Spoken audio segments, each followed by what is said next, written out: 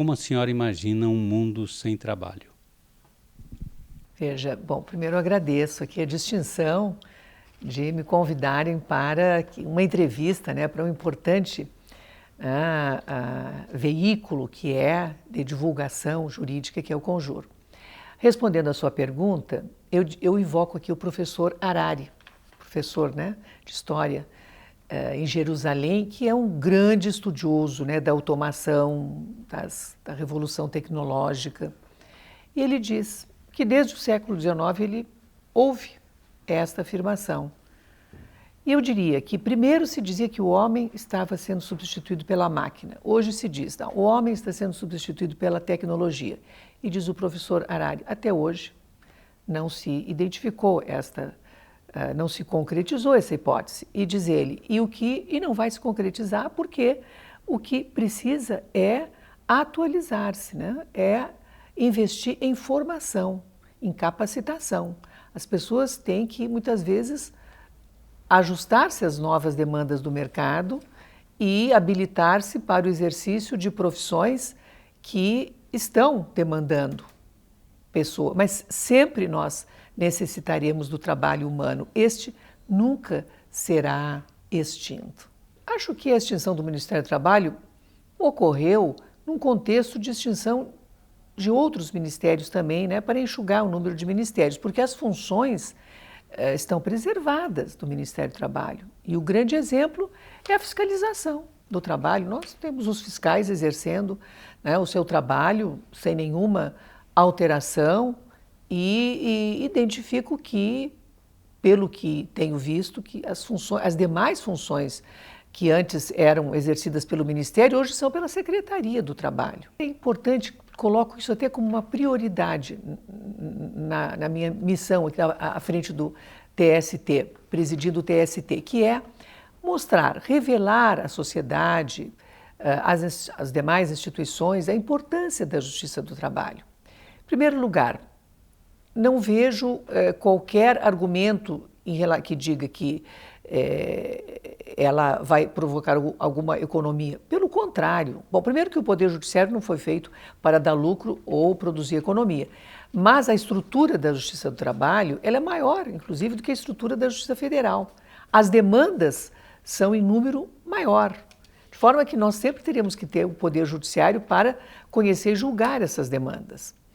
E veja, qual é a minha preocupação? Primeiro, revelar, portanto, a importância da Justiça do Trabalho no exercício da sua função institucional, de não só evitar, conciliar, mas, quando não for possível, resolver o conflito social, pacificando as relações. Então, veja, o relatório Justiça em Números identificou qual o ramo do Poder Judiciário mais célere e que mais conciliou: a Justiça do Trabalho. Então, a função de conciliar a cada dia está mais aprimorada. Desde a edição da CLT estava prevista. Hoje, com a implantação desde 2006 pelo CNJ da política, né, de desenvolvimento em todo o Poder Judiciário da conciliação, a Justiça do Trabalho vem sendo realmente campeã, com os sejusques interiorizados, tem conseguido êxitos enormes no sentido de prevenir desta forma até o ajuizamento do conflito, porque a conciliação é feita inclusive em nível até a conciliação judicial em nível pré-processual e em qualquer fase, a tramitação do processo, em qualquer fase processual, ela pode ser e está sendo exercitada. Temos a mediação nos dissídios coletivos, por meio de um trabalho realmente da maior importância. Nós temos conseguido prevenir greves ou, desde logo, promover acordos que põem fim a greves que afetam a sociedade. Então, além da conciliação, temos a mediação judicial e temos a resolução do conflito. Então, é um ramo do Poder Judiciário que vem desempenhando com muita eficiência, né, a jurisdição. E penso que,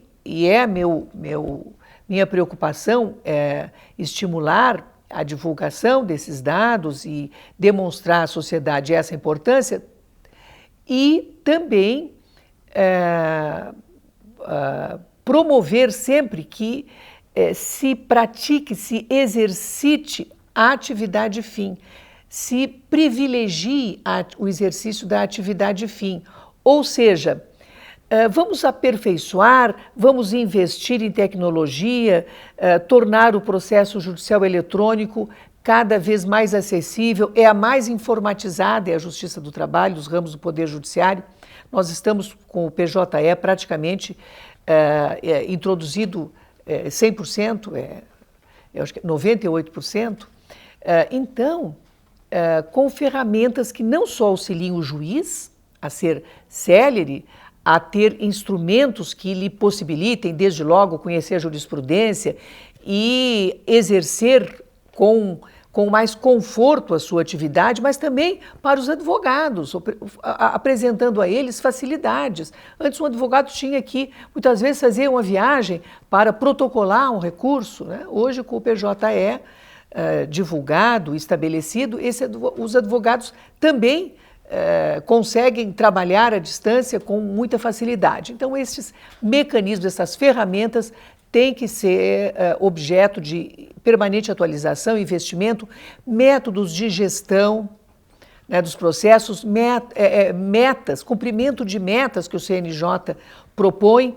Então, tudo isso é objetivo nosso, sempre, né, exercermos a jurisdição com eficiência, com efetividade e com celeridade, né, atendendo, né, ao jurisdicionado.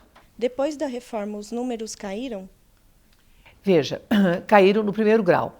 No primeiro ano que a lei, né, da reforma, ela é de 2017. Então, houve, né, principalmente porque foi instituído o princípio da sucumbência, que era uma reivindicação antiga da advocacia no processo de trabalho. Então, esse é o grande motivo. E o pedido certo e determinado, de valor certo. Então, a pessoa, se não tiver, uma prova bem produzida, ela já sabe qual será a condenação no pagamento dos honorários da parte contrária, se sucumbir.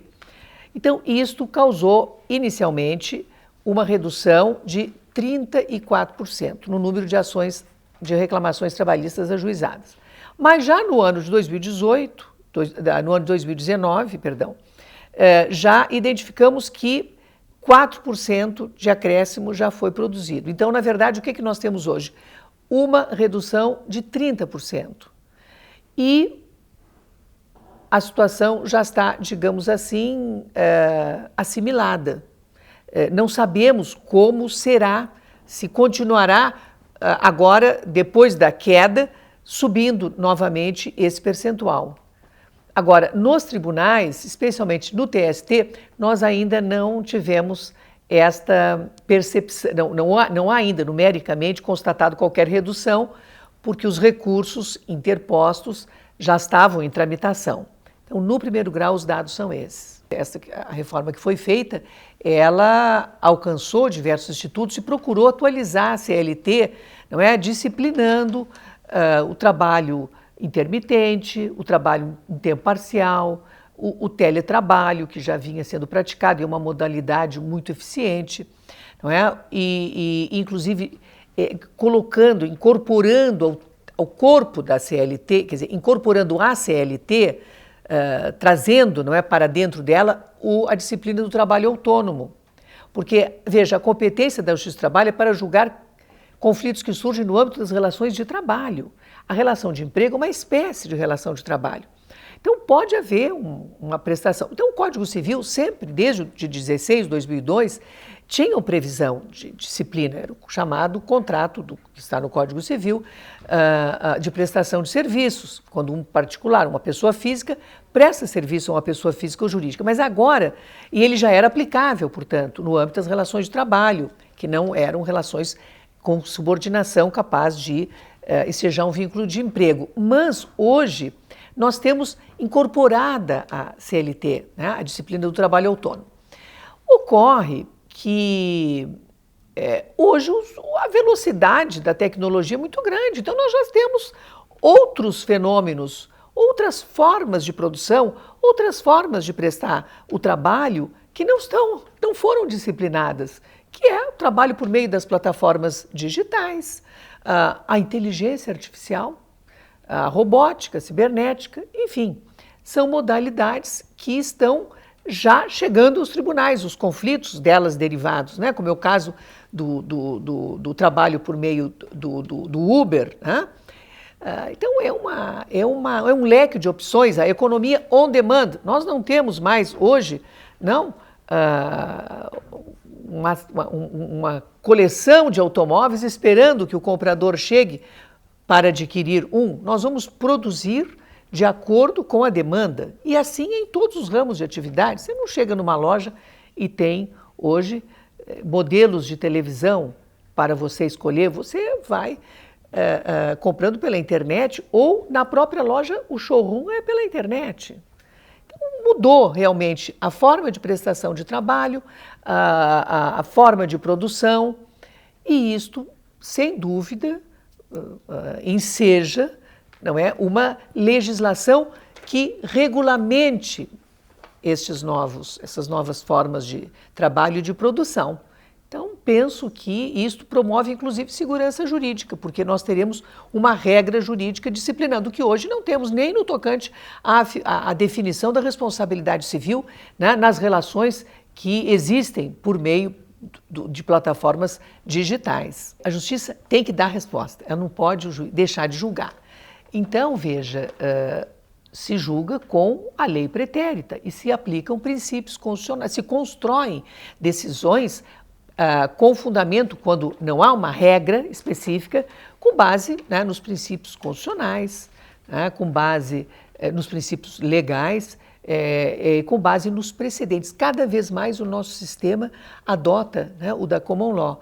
E nós temos, por meio, né, inclusive os precedentes vinculantes, no Supremo Tribunal Federal, por meio da repercussão geral, e temos aqui na Justiça do Trabalho, para o TST, temos os chamados incidentes de recursos repetitivos, quando se repetem os processos, então se decide, se selecionam aqueles, né, reveladores da controvérsia e se decide se aprova também um tema que vai ser aplicado a todos os demais. E temos também o outro incidente, que é chamado de assunção de competência, quando não há uma repetição de casos.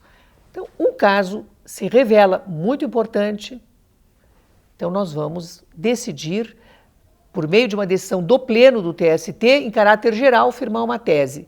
E esta tese será aplicada pelos demais, pelos tribunais, pelo primeiro grau, enfim. Todas as instâncias da Justiça do Trabalho terão de, ao julgar um processo que contenha a mesma matéria, daquela forma preconizada, são os vinculantes. E temos os precedentes, que não são vinculantes, mas que servem como jurisprudência, né, aplicável a um caso que surja posterior, né, com a mesma tese, com a mesma matéria.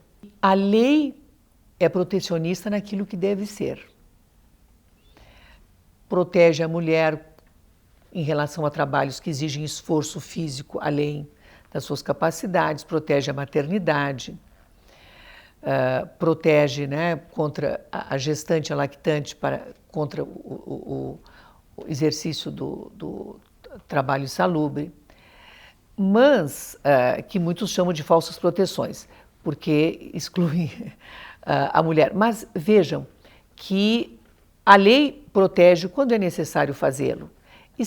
Há, inclusive, dispositivos que até tipificam como um ilícito trabalhista e criminal a discriminação em qualquer das suas espécies. Isso é importante. Então, a lei deve, quando é necessário, proteger, mas não o juiz. O juiz tem que ser isento. Penso assim, o juiz não é protetor de A ou B. O juiz, ele vai com isenção, porque advogado pode ter paixão, e até deve, na defesa do seu cliente e da causa. Mas o juiz tem que ter serenidade, neutralidade, não é, equilíbrio e equidistância das partes, e tem que aplicar a lei. Nós temos algumas decisões do Supremo Tribunal Federal que afirmaram a competência da justiça comum quando nós aqui julgamos casos, um exemplo, de complementação de aposentadoria privada, né, por meio de mecanismos adotados internamente pelas empresas, planos privados de aposentadoria, que me ocorre agora, né, relacionado à sua pergunta. Então, o Supremo Tribunal Federal alterou o entendimento do TST para afirmar que a competência para julgar os litígios que decorrem de complementação de aposentadoria privada são da justiça comum. Mas não me parece que a causa seja essa, assinalada, que seja política, não. Acho que é uma questão de uma visão jurídica da questão. O que o Supremo Tribunal disse foi, examinando a lei pretérita à reforma, disse a terceirização é possível, não só na atividade fim, como o TST entendia no período anterior à reforma, mas também em relação à atividade meio, ou seja, permitiu a terceirização.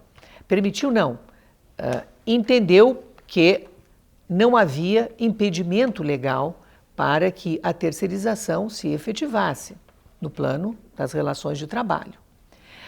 A Lei 13.467, que é a chamada reforma trabalhista, dispôs nesse sentido.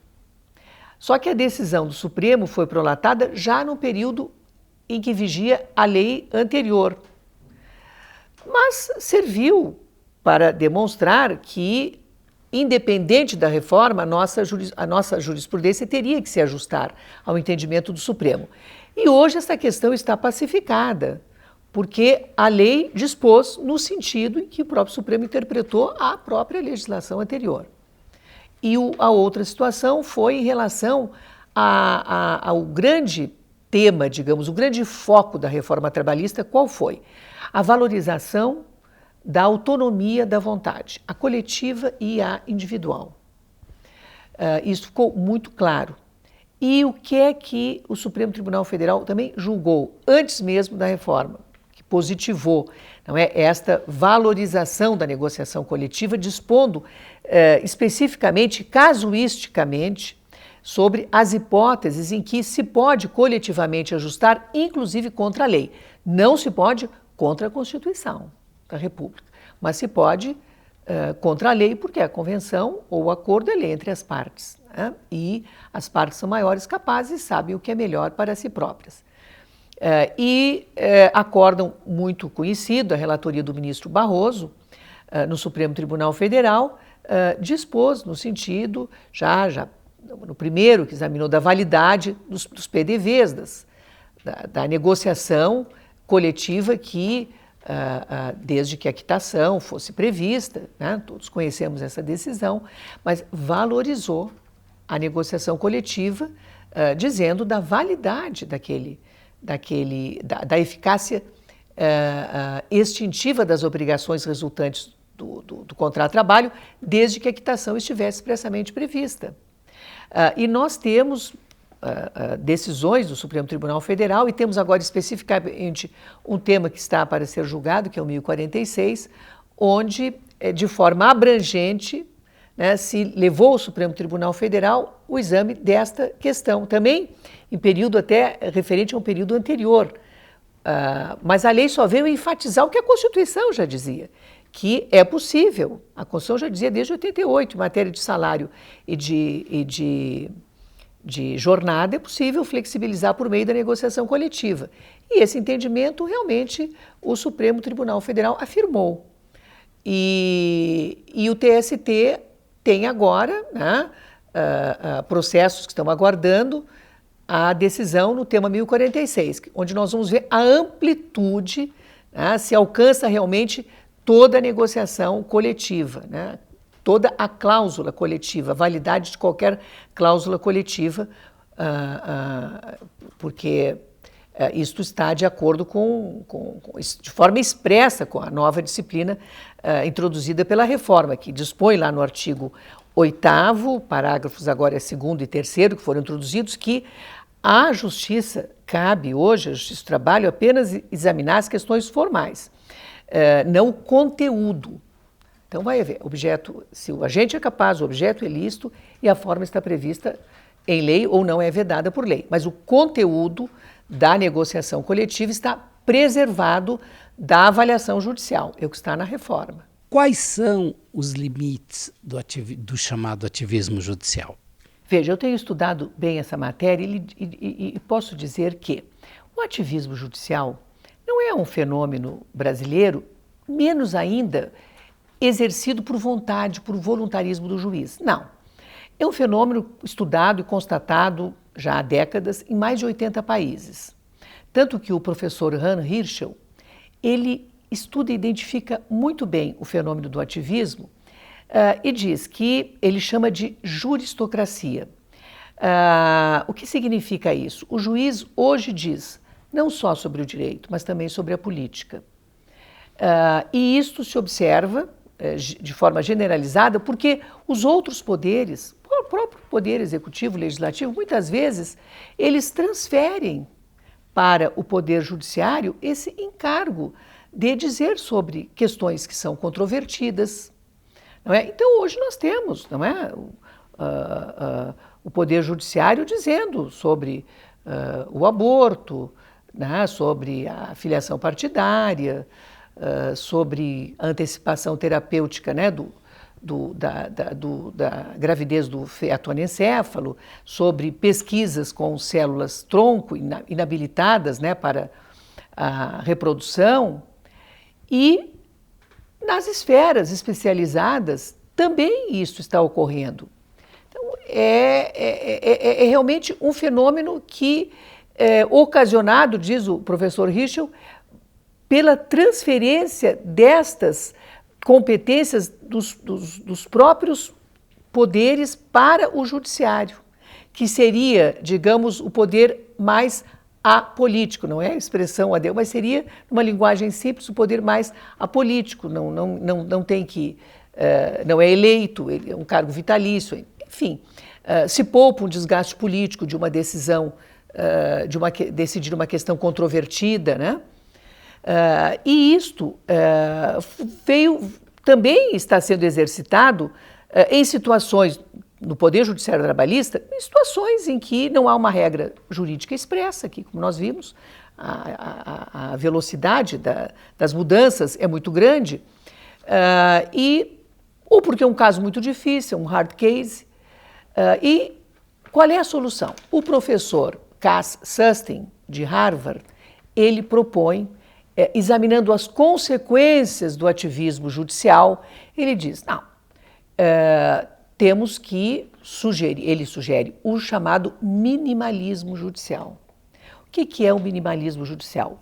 Diz ele, o professor Cass Sunstein, ele diz que o juiz tem que, antes de decidir, saber das suas capacidades institucionais, então, quantos processos ele tem para julgar, quantos assessores ele tem para ajudar, quais as competências que ele precisa exercer e os efeitos dinâmicos da decisão. Nesse contexto, ele precisa dar racionalidade à sua atividade e buscar imprimir celeridade e julgar o caso concreto sem que o seu subjetivismo componha a decisão ou interfira na decisão.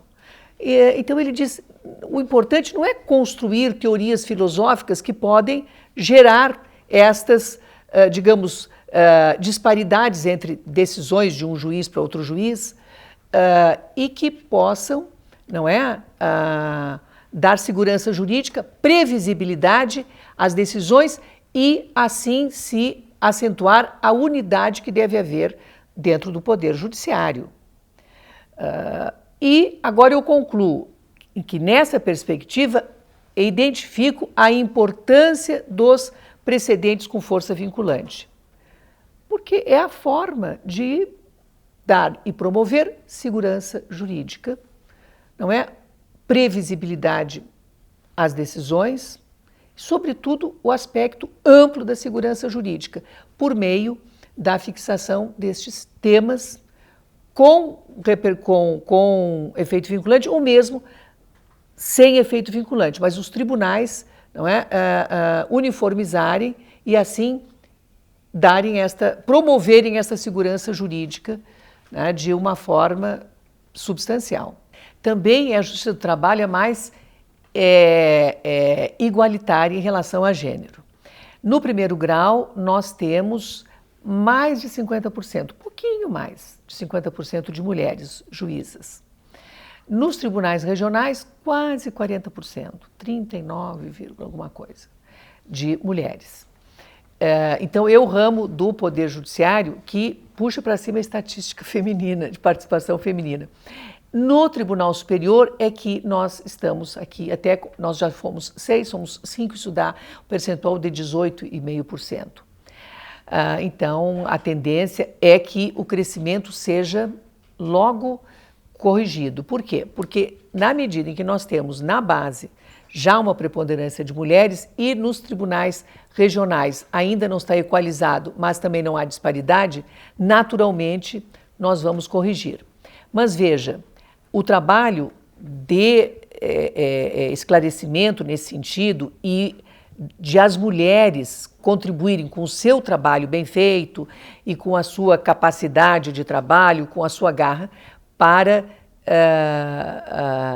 que a disparidade seja reduzida, tem muita relevância. Por quê? Nós falamos aqui de concurso público, onde está garantido, digamos, só a meritocracia. E até dou um outro dado que é muito importante. No plano dos servidores, temos maioria de mulheres na Justiça do Trabalho.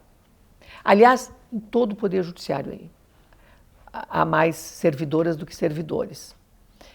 Justiça Estadual, Justiça Federal, é um pouco maior o número de mulheres do que o de homens. Mas aí nós temos o concurso público para ingresso. Nas promoções, em cargos de chefia, no plano dos servidores, as mulheres até são maiorias. Aqui no TST temos maioria de mulheres em cargos de chefia. Mas na iniciativa privada, isso não ocorre. E tem uma pesquisa realizada pela Universidade de Harvard que diz, um grupo pesquisado durante muito tempo de mulheres e homens que concluíram a faculdade na mesma época e tinham mesma formação profissional, mesmas expectativas profissionais.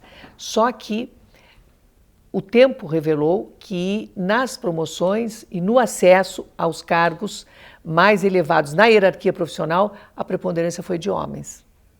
Então, ainda existe. Mulher recebe menos do que homem e ainda no mercado de trabalho não está, digamos, equalizado, em especial nas promoções, o acesso das mulheres. Então, eu digo que comemora-se o Dia Internacional da Mulher conquistas, mas continua-se sempre a luta pela igualdade, não é? E pela justiça. E por avanços. Só o dia em que nós adotarmos aqui a licença parental, como na Alemanha, como nos países da Escandinávia, nós teremos uma equalização. O que é a licença parental? Parte da licença, os primeiros, pelo menos as primeiras 6 semanas, 2 meses, a mulher, isso na Alemanha é assim, até em Portugal também, que é um tipo de licença parental, se garante que a mulher tem que tirar a licença. Mas fim desse período, na Alemanha, por exemplo, são até 14 meses de licença parental. Até 14. Como ganha um pouco menos, é complexa, mas a grosso modo seria isso. Até 14. Então, depois desse período inicial, que a mulher, por razões físicas, né, precisa mesmo, e psicológicas, ela atender o filho, depois é estimulado para que o homem se afaste do trabalho para cuidar da criança. Então, com isso se equalizou. Lá se corrigiu o problema, que estava muito baixa a taxa de natalidade há 2 décadas, ou 3 décadas, e se corrigiu dessa forma. E penso que é uma questão cultural, mais cultural até. A mulher assumiu que a obrigação é dela, via de regra. Hoje já está mudando a cultura, mas se houver uma distribuição desse encargo que não é um encargo, é um prazer, não é? Cuidar do filho e, enfim, prover a sua, né, enfim, subsistência. Eu acho que é um privilégio. Se for dividido entre o homem e a mulher, o período de licença, sem dúvida, nós vamos... isso não tem, inclusive, encargo previdenciário. É só os empregadores que vão... Hoje a licença paternidade aqui é de entre 5 e 20 dias. A maternidade, não é? É de 4 a 6 meses. Então, se nós equalizarmos os períodos, cada empregador responderá, né, pelo afastamento do seu empregado, homem e mulher. Acho que, sem dúvida, equalizando a lei, nós equalizamos o acesso da mulher ao mercado de trabalho. Penso que breve será corrigido o percentual das mulheres nos tribunais superiores. É uma questão de pouco tempo. E as mulheres, até posso dar um dado estatístico, né? No TST, quando surge uma vaga de magistrado, se publica um edital para que todos os desembargadores interessados em disputar a vaga se habilitem, inscrevam-se. E tem havido realmente, preponderantemente, inscrição de homens, poucas mulheres. Na última vaga foram 3 mulheres se inscreveram, mas já na penúltima 2. Então o número de mulheres foi. Então precisamos realmente estimular as mulheres. Não é porque são poucas nos regionais? Praticamente 40% nos tribunais regionais. Então, às vezes, não é? Então temos que motivar também que maior número de mulheres se inscrevam, né? É um pouco da falta de estímulo, então. Eu não sei, realmente, esse dado estatístico eu não tenho a razão, mas que se inscreveram preponderantemente para as vagas, até que na última foram 3 mulheres, mas num universo, acho que eu não tenho com exatidão, mas acho que uns 11 ou 12 homens se inscreveram. Então, e nas imediatamente anteriores, tivemos 2 inscrições de mulheres e tivemos também umas 10, 12 de homens. Mas isto pode anotar que breve nós corrigiremos também essa disparidade. A lei disciplina, né? O processo, né, prévio que conduz à negociação, que pode ser frustrada, né, não resultar num acordo, numa convenção, e aí temos o dissídio coletivo, que será julgado pela Justiça do Trabalho. Mas acho que o principal para que tenha que a negociação coletiva seja eficiente, né, e que reproduza realmente normas, que edite normas, que convencione normas que atendam os interesses da categoria, é esse. Ela tem que sempre presidir a fixação das cláusulas, o interesse das categorias ali representadas. Isso é o mais importante, que é um conteúdo material, digamos, do instrumento coletivo. O Supremo Tribunal Federal disse, tão logo vigente, né, a reforma trabalhista, o Supremo Tribunal afirmou a constitucionalidade da extinção da contribuição sindical compulsória. Os sindicatos sobrevivem, sem dúvida. Há outros mecanismos, não só a contribuição voluntária do filiado ao sindicato, como também a negocial mediante prévia e expressa anuência do trabalhador. Então, na medida em que o sindicato ele está atuante e ele está ali atuante na defesa da sua categoria e o próprio trabalhador terá interesse nessa filiação e em contribuir, porque a união faz a força. Ninguém sozinho consegue, enfim, eu não diria nem lutar, mas consegue que as suas conquistas sejam, digamos, ouvidas, atendidas, né?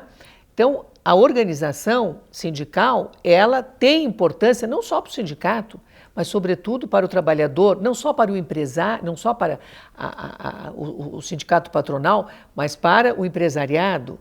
Então, esta voz coletiva, ela é da maior importância, de forma que, tanto que os sindicatos estão aí. Agora, a reforma sindical é importante? É importante. E veja, qual é a grande temática da chamada reforma sindical? Ou adota o pluralismo ou mantém a unicidade. Nós temos aqui no Brasil uma tradição de unicidade, que é da época do Estado Novo. A OIT, há tantos anos, né, temos a Convenção 87 da OIT, que o Brasil nunca pôde ratificar exatamente porque está constitucionalizado no artigo 8º, inciso 2, o princípio da unicidade, de forma que teríamos que mudar a Constituição. Então, no Brasil, prevalece, por força inclusive de norma constitucional, o princípio sempre adotamos o da unicidade sindical. Então, sempre, não é de hoje, até porque a maioria dos países já ratificou a Convenção 87 da OIT e adotou o pluralismo. Então, na doutrina e no próprio meio sindical, há vozes que defendem, eu confesso que não sei o que é melhor, porque ambos têm argumentos favoráveis para a sua adoção. Ou se diz, não, com o pluralismo, o empregado ou o empregador vai eleger o sindicato que melhor defenda e promova a defesa dos interesses das respectivas categorias. Agora, a unicidade se diz, não, mas ela é que dá força, porque não se dilui o poder. Então, veja, é uma questão que eu digo que o Congresso Nacional é que poderá mesmo, após um amplo debate, definir e encontrar a melhor solução política. Não o Poder Judiciário. O Poder Judiciário tem que aplicar a lei. Mas quem edita a lei é o Poder Legislativo, depois de um amplo debate, de um debate público, onde poderá, adotar a melhor solução política. A Justiça do Trabalho é a Justiça Federal. Ela é Justiça Federal. Então, não teria como, aplica-se uma lei federal. Então, é fora de cogitação falar que ela poderia ser estadualizada, né? A Constituição de 88, no artigo 7º, positivou, no seu texto, direitos sociais. Mas, e há uma controvérsia na doutrina a propósito desta temática. Há que sustente que os direitos sociais constituem cláusula pétrea. Eu entendo que não. Por quê? Porque o artigo 60, no parágrafo 4º, artigo 60, ele distingue em 4 incisos. Ele dispõe o que é cláusula pétrea. Então, a federação, o voto secreto, universal, a separação dos poderes e os direitos e garantias individuais. Isso está no inciso 4. Direitos e garantias individuais. Estes direitos e garantias individuais estão positivados no artigo 5º. Ele não fala em direitos sociais. Então, penso que cláusula pétrea não são. O TST tem uma convivência, hoje, eu diria, harmônica. Convivemos muito bem no TST. Nas decisões, as individualidades são respeitadas. Alguns ministros têm uma posição que pode ser diferente da de outro a respeito da mesma tese jurídica. Então, respeitamos, as convicções, individuais de cada um, sempre num ambiente de serenidade. A decisão, ela é pessoal, pode ser tomada no órgão colegiado, mas ela é pessoal. E o importante é que a convivência no tribunal é muito boa, de muito respeito. Todos trabalham muito. Felizmente, eu digo que esta preocupação civilizatória que nós temos aqui e harmoniosa é muito importante para o bom convívio de todos. E posso dizer que convivemos muito bem. E tenho muito orgulho exatamente de poder hoje, não é, presidir, não é, um tribunal onde identifico a preocupação de todos em trabalhar bem, trabalhar muito e aqui desempenharmos a nossa atividade fim com muito zelo. A avaliação política da edição de uma norma é do Poder Legislativo. Eu sempre digo, o Poder Judiciário, ele, antes da lei editada, ele não deve manifestar-se, penso eu. Ele é poder, é um outro poder, então ele tem que respeitar o Poder Legislativo. Agora, editada a lei pelo poder competente, incumbe ao Poder Judiciário aplicá-la. Goste ou não goste, não é? Porque é lei, portanto, devemos aplicá-la. É a nossa função.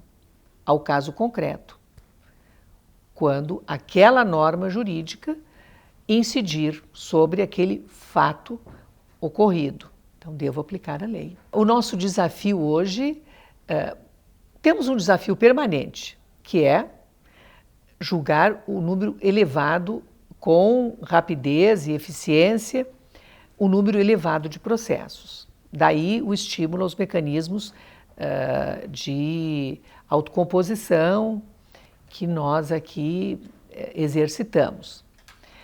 E o grande desafio, penso eu, diz com a materialidade do trabalho prestado na chamada quarta revolução industrial. Esse é o nosso grande desafio. Primeiro, conhecer, porque para julgar nós precisamos antes conhecer o fato, né? E é muito dinâmica essa evolução tecnológica. E o juiz precisa conhecer bem para julgar. E especialmente antes de termos normas específicas que disciplinem essas modalidades. Não é? A primeira delas nós estamos vendo aqui com o Uber, que já chegou ao TST, o conflito, né? Buscando a quinta turma, e teve uma precedente decisão da oitava no mesmo sentido, negou o vínculo. Mas temos recursos ainda, pode haver em tese recurso, então não é uma decisão que tenha caráter vinculante, pelo menos por hora não temos nenhuma definição. E para que haja segurança jurídica, não é importante que as questões estejam disciplinadas na lei ou tenham já uma jurisprudência que defina já para até que a própria atividade continue sem riscos, né? Sem esses riscos, que esteja definida essa condição. É empregado? Não é empregado? É trabalhador autônomo? Tá? Qual é a responsabilidade? Isso até independentemente, não é, de questões que possam surgir nessa área sobre os vínculos, que são muito tênues, porque é muito difícil controlar horários, mas eu abstraio a questão do vínculo de emprego, até porque a decisão primeira foi da oitava turma, eu participei como integrante da turma, e se manteve uma decisão de tribunal regional que negou o vínculo. Mas eu já penso no seguinte, o que é necessário é estabelecer um patamar mínimo civilizatório, independente do vínculo de emprego, para as pessoas que estão trabalhando. Então não é porque é um trabalho digital que ele pode ser exercido durante 16 horas por dia, ou sem qualquer controle, sem qualquer garantia. Então, eu tenho uma avaliação o consumidor avalia o prestador de serviço, mas o prestador de serviço também tem que avaliar o consumidor. Algumas regras têm que ser estabelecidas né? Então, eu trabalho no Uber, por exemplo, como complemento a um outro trabalho que eu tenho. Então, por isso eu vou poder trabalhar 20 horas por dia ou 16 horas por dia? Claro que não. Tem que haver uma disciplina, que eu digo que independente mesmo da questão do vínculo de emprego ou de trabalho, mas tem que haver uma disciplina destas, como essas relações vão ser operadas protegendo-se a saúde de quem trabalha, protegendo-se por forma de garantias previdenciárias, não é? Não só se adoecer, se não adoecer, mas a previdência social, quando não tiver mais condições de trabalhar. Então, é importante se fixar um patamar normativo que alcance, não é, estas relações que se estabelecem por um prestador e que atingem todo tipo de serviço. Hoje, você vai procurar um prestador de serviços, um eletricista, um bombeiro, uma pessoa que vá consertar a sua televisão, você vai na internet. Você quer vender um carro, você vai na internet. E por meio das plataformas. Então, é uma questão que alcança diversos ramos do trabalho humano. Tá? E este é um desafio, porque a competência da justiça do trabalho não é só para dizer, isso está expresso, né, a partir da emenda 45, relação de emprego subordinado, são relações de trabalho. Então, é uma competência ampla. E o desafio, digamos, material será enfrentar e conhecer e decidir, não é, esta diversidade de situações e de conflitos que ocorrem e que ainda ocorrerão, né, nestas novas e revolucionárias, né, tecnologias. O magistrado tem que decidir.